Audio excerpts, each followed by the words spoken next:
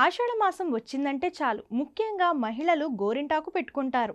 చిన్నపిల్లల నుంచి బామ్మల వరకు ప్రతి ఒక్కరూ గోరింటాకు పెట్టుకునేందుకు ఆసక్తి చూపిస్తారు. అది కూడా సహజంగా దొరికే గోరింటాకునే వాడతారు. ఇక ఇప్పుడు గోరింటాకు ఫెస్టివల్ కూడా వచ్చిందట.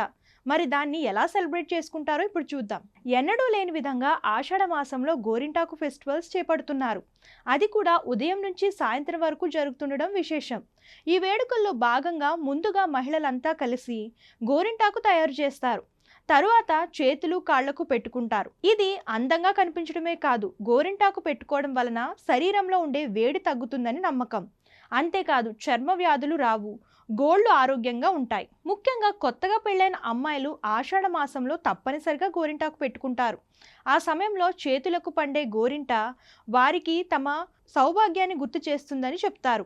అలాగే పుట్టింట మనసుతో పాటు మెట్టినింట ఉన్న భర్త ఆరోగ్యాన్ని శ్రేయస్సును ఆకాంక్షిస్తుందంటారు మన పెద్దలు. అందుకే కొత్తగా పెళ్ళైన పెళ్లి కూతుర్లు ఖచ్చితంగా గోరింటాకు పెట్టుకోవాలని సూచిస్తారు. ఇక పెళ్లి కాని అమ్మాయిల విషయానికి వస్తే గోరింటాకు ఎంత ఎర్రగా పండితే అంత మంచి భర్త వస్తాడని నమ్మకం. ఇది వరకు ఈ గోరింటాకు కల్చర్ గ్రామాలకే పరిమితం అయినప్పటికీ ప్రెజెంట్ సిటీలను విస్తరిస్తుంది. కిట్టి పార్టీలో భాగంగా గోరింటాకు ఫెస్టివల్ను సెలబ్రేట్ చేస్తున్నారు. దీనికి ఎలాంటి సైడ్ ఎఫెక్ట్స్ కూడా ఉండవు కాబట్టి ప్రతి ఒక్కరూ వినియోగిస్తున్నారు.